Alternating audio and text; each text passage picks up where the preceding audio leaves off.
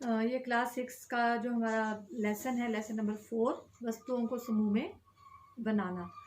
बच्चों की जैसा कि हम देखते हैं हमारे आसपास बहुत सारी चीज़ें होती हैं। जैसे कि हम यहाँ देख सकते हैं हमारे पास ये कांच का गिलास है, प्लास्टिक का डिब्बा है, ये एक यहाँ पे फ्रूट पड़ा है संतरा के जैसा, और ये केला है, यहाँ पे पत्थर है, रुई है, ठीक है। और ये हमारे पास ये कांसे की थाली है, स्टील का चम्मच है, ये कैंची है यहाँ पे, और ये हमारे पास ये कंघी है।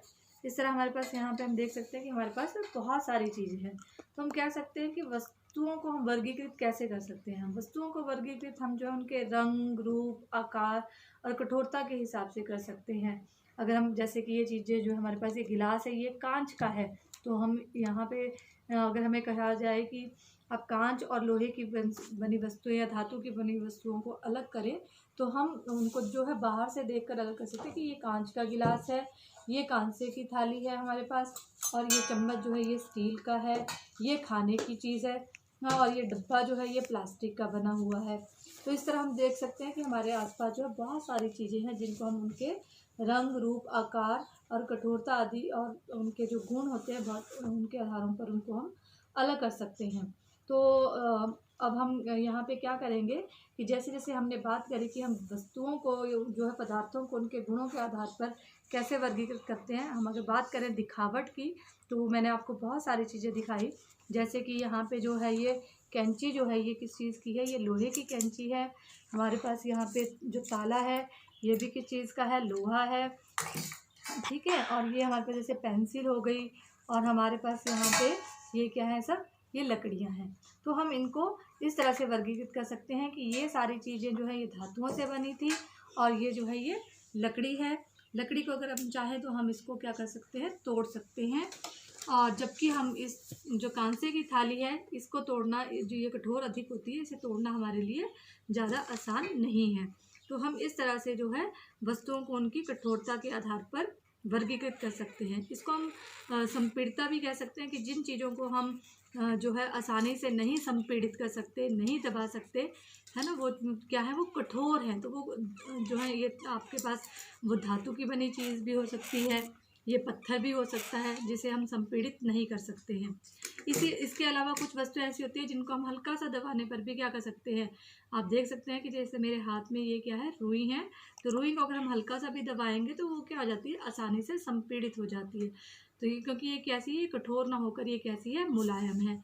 और कुछ चीज़ें हमारे पास ऐसी होती है कि जिनका जो ऊपर का सरफेस होता है वो खुरदरा होता है। अगर हम इस पत्थर को ध्यान से देखें तो इसका जो ऊपर का सरफेस है वो क्या है, वो खुरदरा है। तो ये कुछ हमारे पास इस तरह से आ जाता है। अगर इसका हम सरफेस देखें तो इसका सरफेस कैसा है, चिकना चिकना है। तो हम वस्तुओं को इस तरह से वर्गीकृत कर सकते हैं। इसके अलावा ही जो कुछ चीज़ें ऐसी होती हैं, जो पदार्थ ऐसे होते हैं जो पानी में जो आपके घुलनशील होते हैं, और कुछ जो होते हैं पानी में घुलनशील नहीं होते हैं। तो जो अब हम यहाँ पे देखेंगे करके कि जैसे हमारे पास ये पानी है गिलास में, तो हम देखते हैं कि हमारे पास ये थोड़ा सा यहाँ पे नमक पड़ा है। हम इस नमक को जो है इस पानी में जो है घोल लेते हैं, डाल लेते हैं, और फिर हम इसको चम्मच से हिला लेते हैं।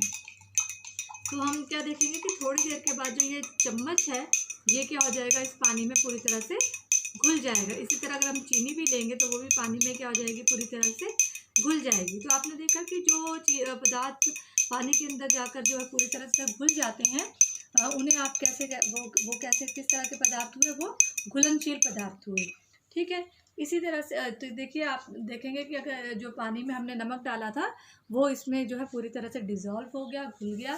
तो ये कैसा हुआ, नमक आपका है घुलनशील पदार्थ है, ठीक है। इसी तरह से चीनी भी हमारा जो है घुलनशील पदार्थ है। इसके बाद हम एक और गिलास ले लेते हैं। इस गिलास में जो है अब हम क्या डालेंगे, ये थोड़ी मिट्टी है, इस मिट्टी को हम इसमें डालते हैं, और इस मिट्टी को भी हम ठीक उसी तरह से चम्मच से हिला लेते हैं।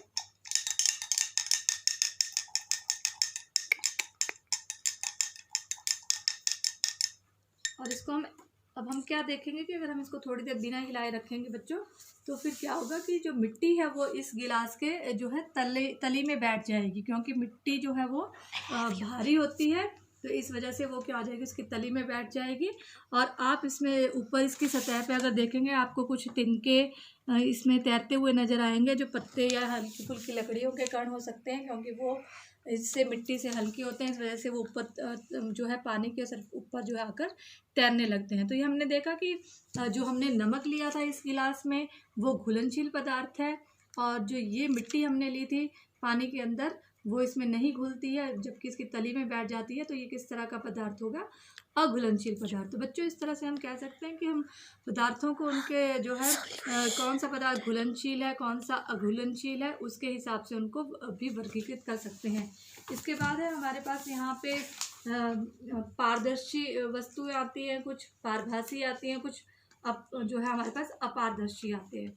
अगर हम बात करते हैं यहाँ पे इसकी, जैसे मेरे हाथ में ये थोड़ा सा जो प्लास्टिक का एक टुकड़ा है, अगर हम इसको देखेंगे तो हम देख सकते हैं कि इसमें से हम आर पार जो है बिल्कुल देख पा रहे हैं। अगर आप मेरी यहाँ पे इस तरह से ये उंगलियाँ देखो तो आपको ये इस तरफ दिखाई दे रही है।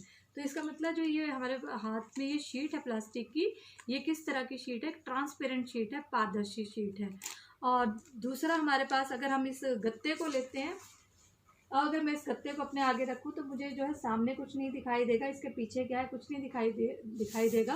तो कहने का मतलब ये है कि जो ये गत्ता है ये क्या है, ये एक अपारदर्शी पदार्थ है। हमारे पास हमारे हाथ में ये अपारदर्शी वस्तु है, इससे हम आर पार नहीं देख पा रहे हैं।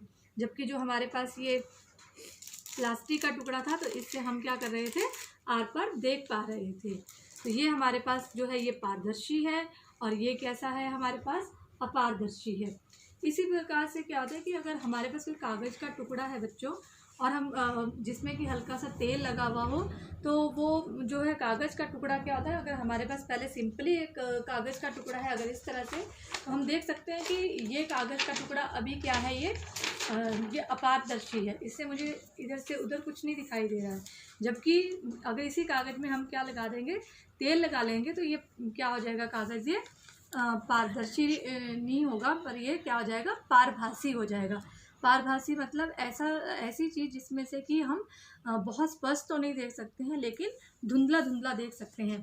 जैसे हम देखेंगे यहाँ पे कि जो ये मैंने लिखा है, या जो ये अखबार का है, यहाँ पे आपको इसमें अगर हम ध्यान से देखेंगे तो हमें इस पे लिखा हुआ जो है थोड़ा नज़र आना शुरू हो जाएगा। तो ये हमें पूरा स्पष्ट तो नहीं दिख रहा है, लेकिन कुछ कुछ धुंधला नज़र आ रहा है। तो ये हमारे पास किस तरह की चीज़ होगी, ये हमारे पास ये पारभासी होगी।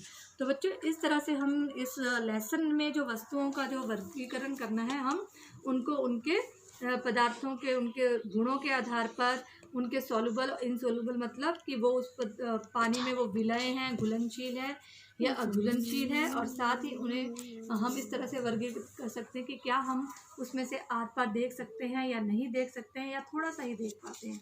तो उम्मीद है कि इस एक्टिविटी को आप देखेंगे अपने घरों पे, और इस चैप्टर में जो भी आपको बातें बताई गई हैं उसे समझने की कोशिश करेंगे। Thank you.